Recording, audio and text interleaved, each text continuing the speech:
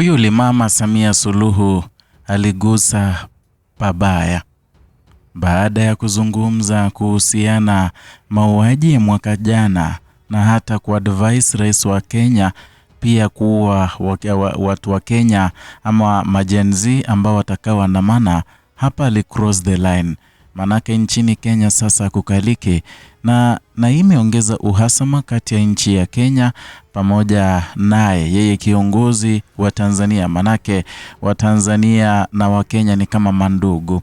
Na sasa hivi Samia Suluhu anapokea sana matusi kutoka kila mtu, viongozi, mawakili nchini Kenya wanamlaani vibaya, na sababu yake ama kosa lake kuu ni kwa sababu ya mambo matatu ambayo ameyafanya.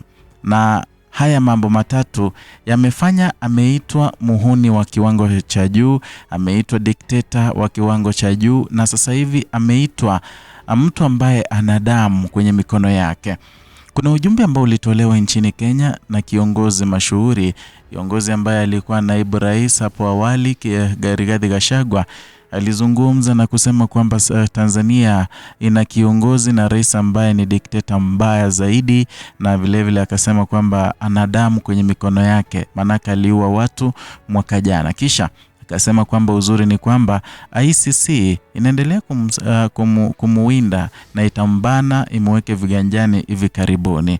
Sikiza taarifa hii. Suluhu, she is a very bad dictator who has blood on her hands, and we are happy that the International Criminal Court is slowly cornering her. Naam, huyo ni Gachagua akizungumza kuhusiana na Samia Suluhu. Na nishakwambia kwamba yale ambayo aliyazungumza Samia kidogo yatamfanya asiwahi kanyaga nchini Kenya. Kama itakuwa ni state visit, mama ya maendeleo, inaweza muwia vigumu kweli kweli kwa sababu ya kuvamiwa na Wakenya. Wakenya si watu rahisi hivi. Kuna mambo matatu ambayo yanamfanya Gachagua kuzungumza kuhusu dikteta wake Samia Suluhu ambao umeongezeka kiwango cha kunuka. Namba moja, mambo yote yaliyoletea Gachagua kuzungumza haya ni kwa sababu ya kauli ya ovyo aliyoitoa rais wa nchi yetu pendwa Tanzania Samia Suluhu. Wakati rais wa Kenya William Ruto alipotembelea nchi yetu ya Tanzania kwa ajili ya kuboresha maendeleo na vile ushirikiano kati ya mataifa haya mawili, kuna jambo moja ambalo Samia Suluhu alilitaja na kutamka ambalo liliharibu kila kitu. Samia aliwaambia kwamba kuna kile kikundi cha watovu wa nidhamu ambao ni Gen Z ambao huwa wanaandamana, wanachoma mali ya umma, na wamekuwa hapo nchini Kenya, wanataka kutoka wengi nchini Tanzania kwa sababu wanajiita watetezi wa haki katika Afrika Mashariki. Kwa hiyo akaambia William Ruto wakianza uvurugu, piga wao mikwaju, wakianza kuandamana wapige mikwaju, vile wakija nchini Tanzania tutawapiga mikwaju. Ni kipande cha ujumbe ambao alitoa Samia Suluhu ambao ila kwa kiwango kikubwa zaidi imeanza kumwandama na imemletea madhambi mno. Ni taarifa aliyoitoa pengine kwa uzuri tu, lakini jinsi wa Kenya walivyoipokea kidogo ilileta nuksi, kaleta wasiwasi. Na sasa itakuwa vigumu sana kwa Samia Suluhu kuingia nchini Tanzania, kuingia nchini Kenya, kwa sababu sasa hivi Wakenya wana uhasama kwake Samia. Wanasema kwamba Rais Ruto ni kiongozi mzuri nchini Kenya na anaheshimu demokrasia, ila huyu mama anataka kumuharibu na kumwambia aanze kutosikiliza katiba ya Kenya. Na ujue Kenya ina katiba ambayo imesheheni vipengele mbalimbali vikafanywa marekebisho. Ni katiba ambayo inawafaa wa Kenya na vile la muhimu demokrasia. Kwa hiyo Samia hafurahishwi na jinsi pengine Kenya ina hayo yote. Ndio maana naambia William Ruto, pia wewe kawaue wenzako, kawaue wale waandamanaji pale Kenya jinsi yeye mwenyewe alivyoua hapa nchini Tanzania. Swala la pili, kulingana na machafuko yaliyotokea mwaka jana, machafuko yale wakati yalitokea, hakuna jambo ambalo alilolisema Samia Suluhu.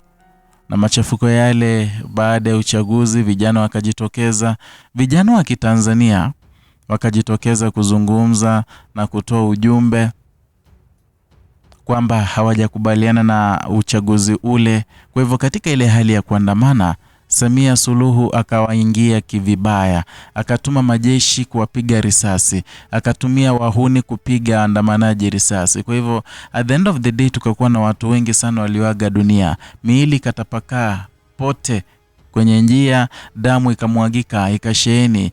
Kulikuwa na harufu ya damu tu pitapo wakati ambapo haya yote yalitokea. Kwa hivyo lile swala lililotokea mwaka 2025 kabla uchaguzi na baada ya uchaguzi lilifanya viongozi wengi, hata ikiwemo Rigathi Gachagua, kukubaliana kwamba huyu mama ana damu mikononi mwake, manaka alikuwa na uwezo wa kustopisha yale yote yalikuwa yanaendelea. Alikuwa na uwezo wa kukataza wale polisi kuua waandamanaji, lakini alikimya kuonyesha kwamba ile amri ilitoka kwa ofisi yake, na hata amejishtaki mwenyewe. Manake yeye kuambia William Ruto kwamba kawapige mikwaju pale kwako, inaonyesha yeye amehakikisha amewapiga mikwaju.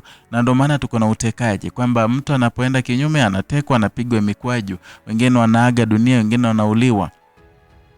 Ni swala ambalo kidogo ningesema kuwa Samia hakulifikiria kabla alitoa kinywani mwake, ama pengine aliona ni swala ambalo lingeleta tija kidogo kwenye kazi za Kitanzania, lakini kidogo limemfanyia mabaya kuliko mazuri. Mwisho Rigathi Gachagua amemuita mtekaji, amemuita muuaji, ana damu ya watu mikononi mwake. Ni kwa sababu ya utekaji ambao unaendelea nchini Tanzania, kwamba yeyote ambaye anaenda kinyume na Rais Samia Suluhu basi anashikwa na kufanyiwa matendo ya kinyama. Wengine wananajisiwa, wengine wanafanyiwa vitendo vya kinyama ambavyo wasiwezi kuvitaja. Kwa hiyo ni mengi ambayo yanaendelea nchini Tanzania, haswa katika huu utekaji. Kuna wengi wa viongozi ambao walitekwa hawajaionekana. Mfano ni Humphrey Polepole ambaye alianza kuonyesha utaratibu wa serikali ya CCM, akaanza kuianika na yale yote ambayo yanaendelea ndani ya chama kile.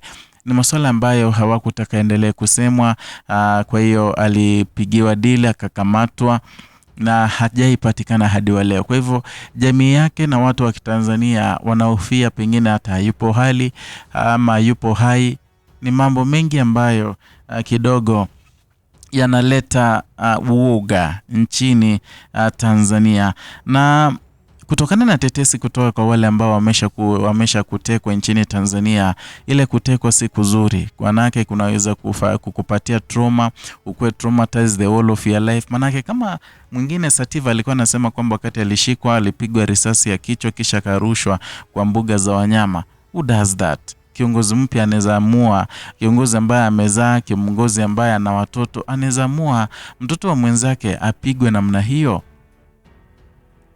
Anyway, sijui na maoni gani kuhusiana na ujumbe huu mzima kutoka nchini Kenya. Weza niandikie ujumbe mfupi hapo chini tuweze kuzungumza na kujadiliana. Vile vile gonga alama ya kengele ndipo usipokee taarifa zetu pindi tu tunapozileta hewani.